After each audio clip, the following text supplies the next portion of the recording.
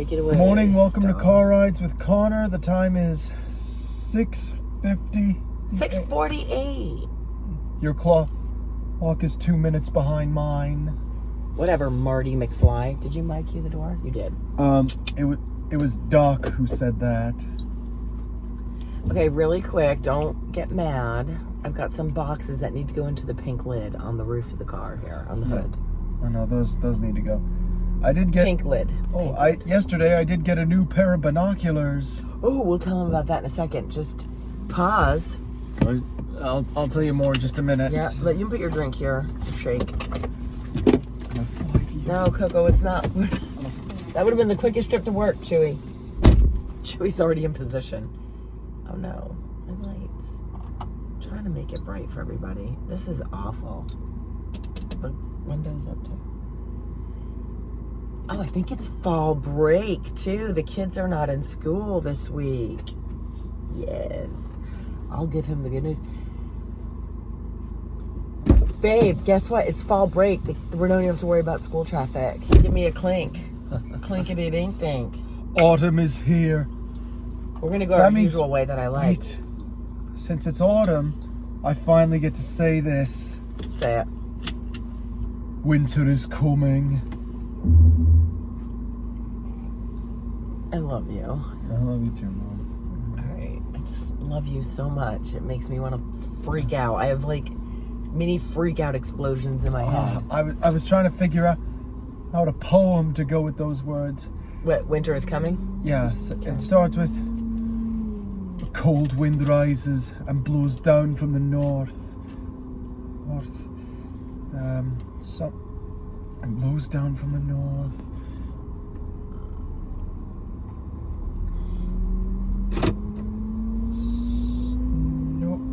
Snow falls from the sky. So it's a work in progress. It's a work in progress, yes. It's all right. So I like how it starts. Give me the opening line again. A cold wind rises and blows down from the north.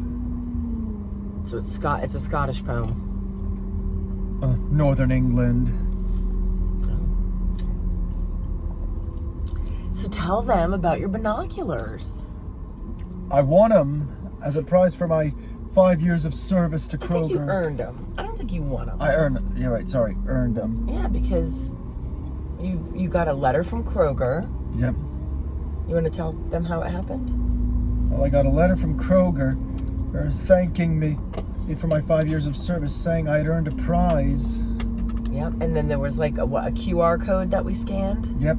A lot of cool stuff. And then we were in a catalog. Yep. But I settled on a pair of super powerful binoculars. They were so powerful. They actually like hurt my eyes.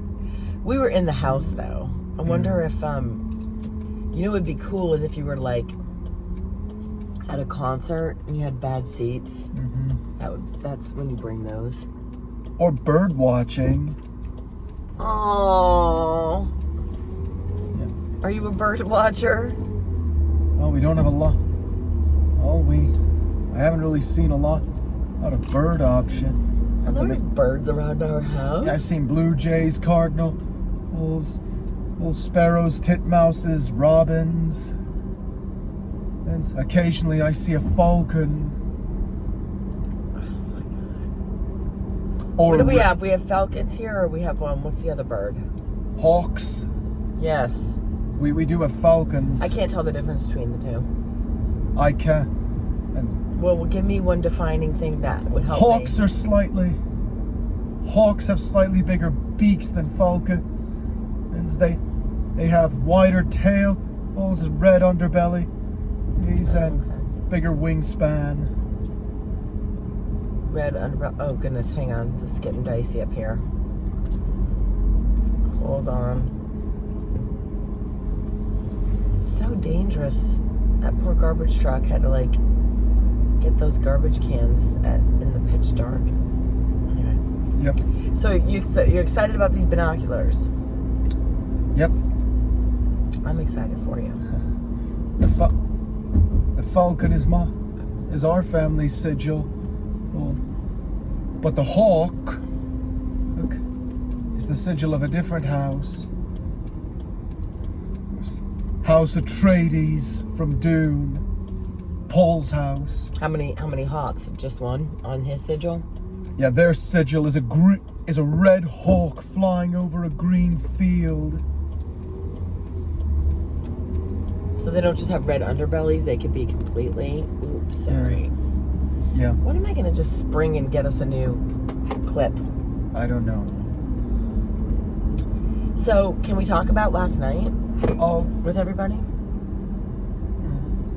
We don't have to get into details, but just talk a little bit about it. last night I was reminded of everything I had. Fame, fortune, a loving family, just to name a few things. Well, it's not so much the fame and fortune. It was more just, we have a house, our health, we have food. You know, we have everything we need to survive. Yeah, because part of what it was, I came home and you were kind of in a funk, and it feels like you've been in a little bit of a funk, and you had a great weekend, right? You had no responsibilities. You got to take the entire weekend to unplug and do whatever it is you wanted. Yeah, I know. Dude, it happened. So I just want to talk about it because you're human, and even though you had this restful weekend, you were still kind of just struggling and in a mood. So we were trying to, it was just me, you, and Anna. And when we were asking you about your mood and how things were, you got even snippier. I didn't feel like talking. I know, but then we kind of got to a quiet place, and lo and behold, how'd you feel after? A bit better, less burdened. Yeah, that's what we're here for, man. Yeah. Let's be here for each other. Yeah. But we just had a great conversation, and I feel like you did leave. You looked a little bit lighter, and you looked a little bit more relaxed. Yeah. And that's how life's too short, man. I want you to have like a good Monday night. Whoever said that must have had the lifespan of a fruit fly. Oh gosh. But anyway, how you feeling this morning? More importantly, better. I think we just talked about everybody has day-to-day did I mention? chores. Oh, did I mention? And Jack is in Paris with my grandfather and my cousin. He just FaceTimed me and woke me up. Here, point it more toward you. Plastic thing. You're more the rock star. Okay. All right. So they FaceTimed me this morning and woke me up. I was like, I thought it was my alarm because I was playing white noise on my phone. So that stopped. And I'm so sensitive. I woke up to it because we think we talked about this. I can't sleep in a quiet room. And the sound went off and I was like, what? And I looked at my phone, and it was Jack, and he was having his face painted by an artist in Paris with your cousin Florence, and Granddad was there. I guess Granddad wanted their portraits painted. Oh, so he was posing for a portrait. Yep, but with a street artist. Well, the people of France have a reputation as artists, but so do the Italians. In fact, I know 4 great artists from the Renaissance. Okay. Leonardo, Donatello, Raphael, and Michelangelo. All right, Ninja Turtle head. Mom, no. Actually, the Teenage Mutant Ninja Turtles got their names from the artists. I know. They were the 4 greatest masters of the Renaissance. I know what helped you keep that factoid in your head. But Leonardo da Vinci, as I'm sure you're probably aware, wasn't just an artist or a sculptor. He was also an inventor and a brilliant scientist. He was. He was. Though he was considered mad by his peers, he had a thought that heat and hot air could give something lift. He was right. Yes, he was right. Though at the time, people were Not accepting of his ideas. They thought the idea of that man could fly was ridiculous. Didn't a hot air balloon Leonardo da Vinci was probably Italian, right? He was Italian. Didn't that first flight of that balloon was in France or Paris? France? Oh, the first hot air balloon? Oh, yes, it was in Paris. It was about the time the Eiffel Tower was... So what if you were friends with Leonardo da Vinci back in the day? Would you have thought he was crazy? Would you have tried to talk him out of his idea? Of course not. Are you saying that because you know he's right now? What if you were just as ignorant at the time? What would you have said to him as his friend? Go. Like, Don't let them get to you, Leo. You can prove them wrong. You would have been that friend, the encouraging friend? Yes. Of course you would have. Of course. And what about Michelangelo? He painted the entire Sistine Chapel. I know. I was actually in the Sistine Chapel. I've never been there. I saw the whole ceiling and wall. Your dad takes you cool Michelangelo places. had been real busy. He was commissioned by the Pope to paint it. Didn't he paint it on his back? Yeah. Crazy. Well, I did have some viewer comments, but... That might be a bit too late now. Okay. Well, one thing I was going to say, Flo's boss, Jamie, he's calling me Auntie Lise now. Yeah, because... You are Flo more than calls me welcome to, sweetheart. that. Yeah. Don't you let Flo Jimagoji tell you can't call me Auntie Lise. I'm saying you can, Jamie. Thank you. Jamie's going to be in Hong Kong when we go to England. Hong Kong? Yeah. Talk about wanting to get away from us. Just kidding. All right, so just to lay things out for you today, because I know we're talking about getting a clearer calendar. Come home from work, and while you're at work, if you have things you need from the grocery store, text me. Right. Okay? All right. I just need, I need to do grocery shopping. All right. And then we're going to work a little bit tonight on your speech for when we go to New York City. Right. And you're doing that big speech. We're going to just start it. We're going to do a little bit so it doesn't feel overwhelming. We'll just do a little at a time. I just remember that poem Jack and Victor were trying to work on for that contest. It had to be about scones. I remember. Oh, I remember. It was a jingle, right? A scone and tea at 3:30 makes the day a little brighter. You can keep your cakes and fancy tarts and stick them up your shiter. Connor! Their words, not mine. Connor! Oh, Mom, I swear like a sailor. No, you actually don't. Complete. You really don't, though. Mom, come. I really like these mums. I'm getting in such a phone. No matter mood. how old I get, swearing still comes as a shock to you. Well, because you don't swear. That's the funny thing I want to clarify here. You don't swear. You're not.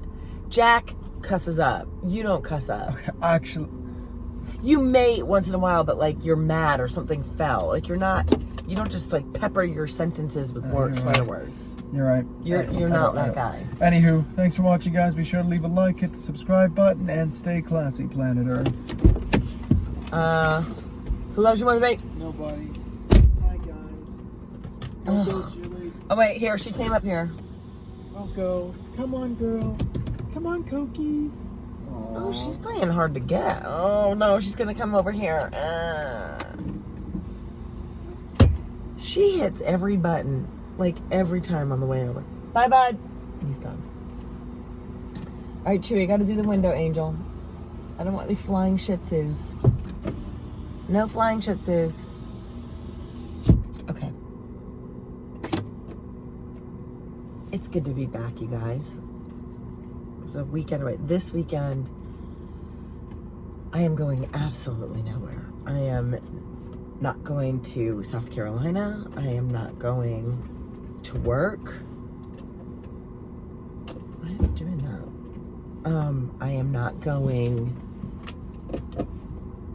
anywhere. And you know what? It's high time because my closet needs to be cleaned out. I just feel like my office. I mean, I don't want to do chores all weekend, but I have things are getting neglected that just need to be addressed. So we'll figure. I'm going to allocate a little bit of time on Saturday for that. And then I'm going to allocate some time on Saturday afternoon for some downtime for me. And then that's it. Now that college football is here, Saturdays in our house are spent mostly in the house in front of the TV set. So, well, oh my gosh, this animal. I'm kind of ready for some daylight savings and get some brighter mornings. Although, the days will get shorter, so I guess pick your poison. Anyway, I hope everyone's had a good weekend. I know it's Tuesday now, but last weekend. I don't know if you follow any of us on social media, but you'll see Connor was not with us. He was with his dad, which he needed. He really enjoys going to his father's house. It's quiet. It's just the two of them. And he needed a complete unplugged weekend, which he got. So I'm so happy for him. And then I ended up in South Carolina, and we had Tanner and Nikki and Midge come over, and we took them for a little boat ride. I took them out to lunch, and Anna was there with her friend Kayla, so it was fun. We had like just a nice weekend, but it was just, a couple hour drive after work on Friday, couple hour drive to work yesterday. Always worth it, but just ready to stay here in Atlanta this weekend. So lots of fun comments from everybody. Thank you as always for just engaging with us. We've been a little remiss in reading them and talking about your comments with you, but I guess we've had a lot to say. So I hope everyone has a wonderful Tuesday. Just ready to get back into a little bit of a normal groove here. And just to expand a little bit more about last night, it was just came home and Connor just was really agitated. Just, like we all get, just like in a mood. And I had said, hey, so-and-so texted and they'd like to make plans with you to go and do something on this weekend. And it was something really fun. And he was, do I need to answer you right now? And it was like a fun invitation. So I just kind of sat him down. I was like, come here, let's just talk. And he finally just kind of started to just let it all out. And he thought, kind of what the crux of what it was, to be honest, is it's like, I come home from work, I need to feed the dogs, and he just started listing kind of just his portion of the chores, but just everyday stuff that we all need to do. It's nothing out of the ordinary. It wasn't like clean out the entire garage or, reorganize your closet. It wasn't anything. It was the monotony of every day. Just the daily stuff, the unforgiving chores, like you got to make your bed, you got to feed the dogs twice a day, you've got to do the dishes, put them away, fold towels. That sort of monotonous stuff he was just fed up with. And I think we can all relate to that.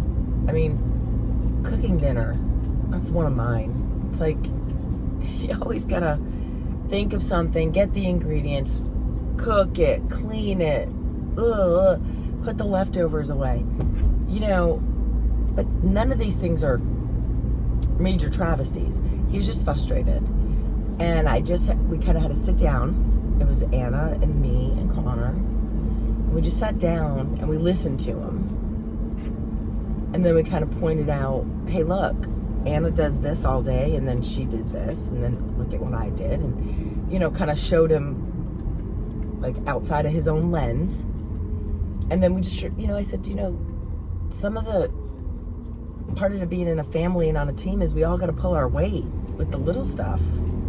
We just got to. And then I explained to him some of the things that happened that he doesn't even realize. And he kind of had a moment where his eyes lit up. Like, for example, like I do help out. I do his laundry. I know he's 25. He's capable of doing it. The other kids do their own. But Connor and I just kind of throw our stuff in together and kind of, so when Connor has to do laundry, it's just like folded in on his bed, which is to me kind of nice. So I was like, hey, think about your laundry. And he's like, what? And I said, you just kind of look at it stacked neatly folded. I was like, that doesn't happen magically. That's me. And I said, that's something I do to help you. You're doing these things to help me. This is a big team game. And I think once we did that and really kind of broke some of these things down, the day to day, he was like, okay, I guess it isn't all on me. He was feeling really kind of all in his head and wrapped up in himself. And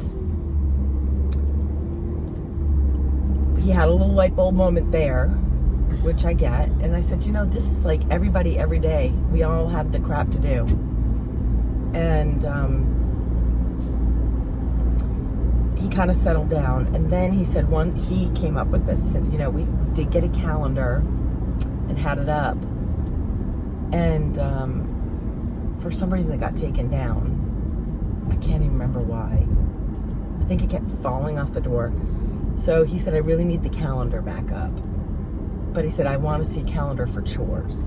So we went over to Amazon and I brought up like a customizable Amazon chore calendar thing and said, let's pick out one of these that looks the best to you, the most appealing to you, and we'll fill it out. And then you'll know on Mondays and Tuesdays and Wednesdays what you got to do. So I think the takeaway for me was, instead of getting like more annoyed at him that he was annoyed and then everybody being annoyed and in a crappy mood, I literally just sat him down. We stopped what we were doing. I was like, dude, talk to us. And it took a little while and he really was struggling to kind of piece it together, but we got there and it was really good. And then he said he felt lighter after we talked, so that was good.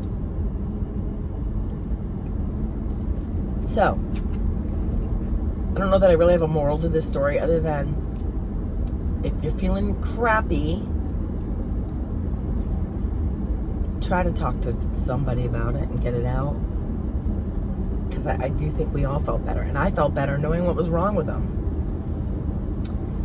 And we have some solutions. We'll see if we follow through with them. That's the killer.